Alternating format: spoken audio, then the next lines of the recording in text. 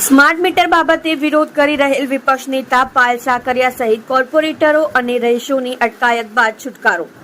વેસુ આવાસમાં લાગેલા smart meter હટાવવા રહીશો આવેદન આપવા આવ્યા હતા। પાયલ સાકરિયાનો ડીજીવીસીએલને સવાલ। ભાજપના કોર્પોરેટરો ધારાસભ્યોના ઘરે કેમ સ્માર્ટ મીટર નથી લગાડ્યા? સ્માર્ટ મીટરનું તૂત આજકાલ ઘણું સાંભળવા મળી રહ્યું છે। લોકોની ફરિયાદ છે કે સ્માર્ટ મીટર લગાવ્યા પછી એમનું બિલ બમણું કે 3 ગણું આવી છે। આવો જ એક કિસ્સો સુરતના વેસુમાં આવેલ આવાસના રહીશોનો હતો, જેમનું માંડ 2 મહિનાનું બિલ 1000 કે 1500 આવતું હતું। સ્માર્ટ મીટર લગાડ્યા પછી 15 જ દિવસમાં 3000નું રિચાર્જ પણ પતી ગયું હતું।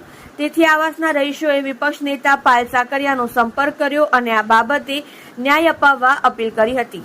આજરોજ સુરત મહાનગરપાલિકા વિપક્ષ નેતા પાયલ સાકરિયાની આગેવાનીમાં આપના કોર્પોરેટર કુંદનબેન કોઠિયા, મનીષાબેન કુકડિયા અને આગેવાનો સાથે વેસુ આવાસના રહીશો કાપોદ્રા ખાતે ડીજીવીસીએલની કચેરીએ રજૂઆત કરવા ગયા હતા।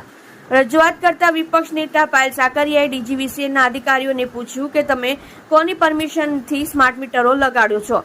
પાયલ સાકરિયા અધિકારીઓને આ મુદ્દે 2 સવાલો કર્યા હતા કે તમે મધ્યમ વર્ગીય અને આર્થિક પરિસ્થિતિ જેમની એટલી સારી નથી તેમના ઘરે સ્માર્ટ મીટર લગાવ્યા કરતા ભાજપના કોર્પોરેટરો, ધારાસભ્યો કે આગેવાનોને ઘરે કેટલા મીટરો લગાવ્યા, તો એનો કોઈ જવાબ અધિકારીઓ પાસે નહોતો। બીજો સવાલ કર્યો કે આજ કેવી રીતે તમે કોઈને પૂછ્યા વગર સ્માર્ટ મીટર લગાવી દો છો? પાયલ સાકરિયાએ વધુમાં ઉમેર્યું હતું કે લોકોને પહેલેથી જ કેટલી હાલાકી છે, રોજબરોજના જીવન નિર્વાહ માટે લોકો જેમ તેમ જીવે છે, એમાં સ્માર્ટ મીટરનું ગટકડું લોકોને બજેટ ખોરવશે। લોનના હપ્તા, ઘર ખર્ચો, છોકરાઓની સ્કૂલની ફી, બીજા ત્રીજા ખર્ચા વગેરેથી મધ્યમ વર્ગ પીસાઈ રહ્યો છે। વધુ બીજો બોજો પોષાય એમ નથી। હવે આ સરકાર તો રોજ નવા ગટકડા અને ફતવા લાવે છે, જેની અસર સામાન્ય માણસ પર પડે છે। આ બધી બાબતો વચ્ચે કાપોદ્રા પોલીસમાંથી સ્ટાફના માણસો પહેલેથી જ હાજર હતા। તેમણે પરિસ્થિતિ વણશે એ પહેલા વિપક્ષ નેતા પાયલ સાકરિયા, કોર્પોરેટરો કુંદનબેન કોઠિયા, મનીષાબેન કુકડિયા અને વેસુ આવાસના સ્થાનિક આગેવાનોની અટકાયત કરી હતી અને કાપોદ્રા પોલીસ સ્ટેશન લઈ ગયા હતા, જો કે મોડેથી બધાને છોડી મૂક્યા હતા। જી, આજે હું પાયલ સાકરિયા, સુરત મહાનગરપાલિકા વિરોધ પક્ષ નેતા અને સાથે અમારી આમ આદમી પાર્ટીના નગરસેવક શ્રી એવા કુંદનબેન અને મનીષાબેન પણ છે।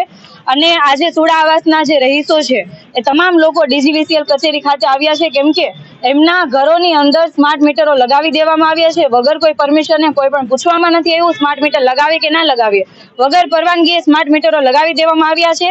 તો એ બાબતે આજે તમામ લોકોને સાથે લઈને અમે અહીંયા ડીજીવીસીએલ કચેરી ખાતે આવ્યા છીએ। મુદ્દાની વાત તો એ છે કે જ્યાં ગરીબો રહે છે, જ્યાં લોકો પૈસા પણ નથી ભરી શકે એમથી, એ જગ્યાઓ પર સ્માર્ટ મીટરો લગાવ્યા છે। એ જ વેસુની અંદર ત્યાંના સાંસદ પણ રહે છે, કેમ સાંસદના ઘરે નથી સ્માર્ટ મીટરો લગાવાયા? કેમ ત્યાંના ધારાસભ્યના ઘરે સ્માર્ટ મીટરો નથી લગાવાયા? કેમ ત્યાંના કોર્પોરેટરોના ઘરે સ્માર્ટ મીટર નથી લગાવાયા? અને ખરી હકીકત તો એવી છે કે જે જગ્યાએ ડીજીવીસીએલ કચેરી ખાતે આવીએ છીએ અહીંયા પણ સ્માર્ટ મીટર નથી, તો શા માટે પબ્લિકના ખીચામાંથી આવી રીતના લૂંટ કરવામાં આવી રહી છે? તો આ બાબતે અમે સુડા આવાસના તમામ રહીશોની સાથે અહીંયા કચેરી ખાતે, ડીજીવીસીએલ કચેરી ખાતે અમે મોરચો લઈને આવ્યા છીએ, રજૂઆત કરવા માટે આવ્યા છીએ। તાત્કાલિક ધોરણે સ્માર્ટ મીટરો હટાવવામાં આવે અને કેટલા દિવસની અંદર સ્માર્ટ મીટરો હટાવવામાં આવશે એવી જવાબ માંગવા આવ્યા છીએ। જો સ્માર્ટ મીટરો હટાવવામાં નહીં આવે તો આવનારા સમયની અંદર તમામ લોકો પોતાના સ્માર્ટ મીટર હાથે કાઢીને અહીંયા જમા કરાવવા માટે આવશે। આવી પરિસ્થિતિનું નિર્માણ ન થાય એના માટે આજે અમે શાંતિપૂર્ણ આજે અધિકારીઓને રજૂઆત કરવા માટે આવ્યા છીએ કે ક્યારે આ સ્માર્ટ મીટરો હટાવવામાં આવશે।